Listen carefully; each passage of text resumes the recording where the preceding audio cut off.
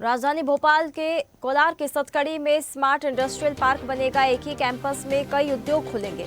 CM Mohan Yadav आज भूमि पूजन करेंगे। डॉक्टर श्यामा प्रसाद मुखर्जी की जयंती पर कार्यक्रम होगा। स्मार्ट इंडस्ट्रियल पार्क का भूमि पूजन करेंगे मुख्यमंत्री। इंडस्ट्रियल पार्क में गारमेंट इंडस्ट्री, आईटी कंपनियां समेत देश का सबसे बड़ा आधुनिक कन्वेंशन सेंटर बनेगा।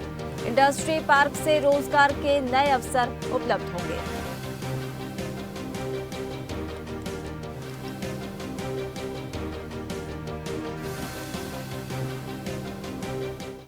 जानकारी के लिए हमारे साथ news head digital Aniruddh Sonu ने जुड़ा है। अनिरुद्ध, देश का सबसे बड़ा आधुनिक कन्वेंशन सेंटर बनने जा रहा है। एक ही कैंपस में कई उद्योग खुलेंगे। कितना फायदा होने वाला है, कितना बड़ा ये इंडस्ट्री बनने वाली है, कितना बड़ा पार्क होगा और कैसे लाभदायक होगा?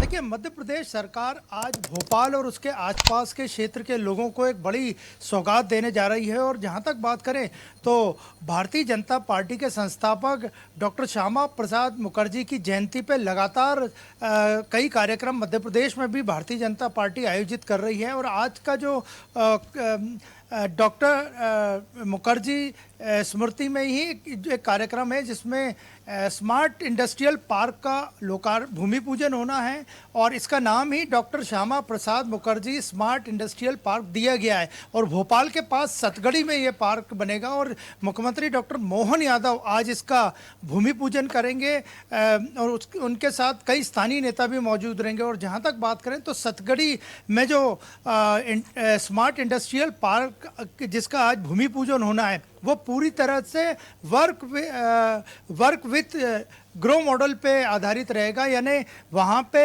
रहने की भी सुविधा रहेगी, उस पार्क में नवाचार भी होंगे और उद्योग धंधे भी रहेंगे। और कुल 173 एकड़ में ये पूरा स्मार्ट इंडस्ट्रियल पार्क रहेगा जिसमें एक बड़ा कन्वेंशन सेंटर रहेगा जिसमें 10 से 25 हज़ार लोगों के बैठने की व्यवस्था रहेगी। और ये कन्वेंशन सेंटर ही लगभग 25 एकड़ में फैला होगा।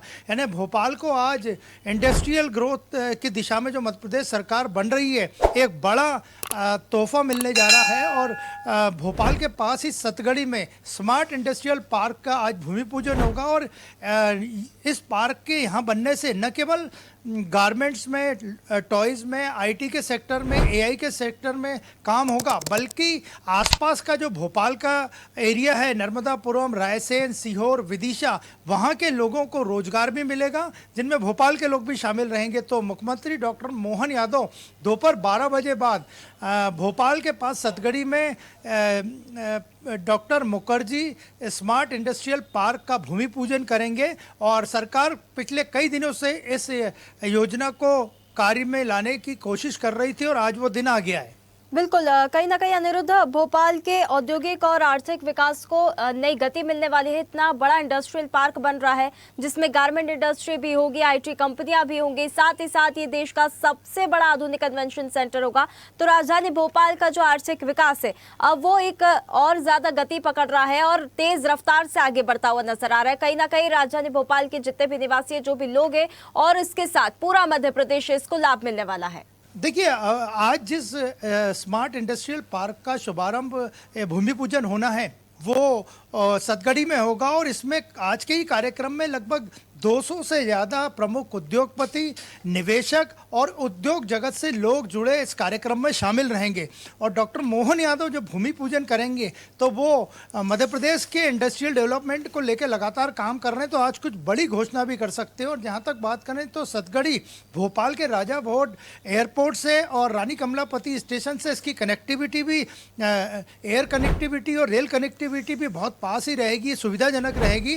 तो हर तरह से लॉजिस्टिक की दृष्टि से भी और हर तरह की दृष्टि से ये पूरी तरह से इंडस्ट्रियल पार्क के लिए सही जगह है। और सतगड़ी को आज जो सौगात मिलेगी वो न केवल भोपाल को मिलेगी बल्कि मध्य प्रदेश में जो सरकार लगातार इंडस्ट्रियल ग्रोथ बढ़ाने की, इंडस्ट्रियल डेवलपमेंट करने की कोशिश कर रही है, उसी कोशिश में एक बड़ा कदम रहेगा। और दोपहर बाद सतगड़ी के स्मार्ट इंडस्ट्रियल पार्क का भूमि पूजन मुख्यमंत्री डॉक्टर मोहन यादव करेंगे। बिल्कुल, तो देखिए कहीं ना कहीं सिर्फ भोपाल का विकास नहीं होगा, पूरे मध्य प्रदेश का इससे विकास जुड़ा हुआ है। बहुत धन्यवाद आपका हमारे साथ जुड़ने के लिए अनिरुद्ध।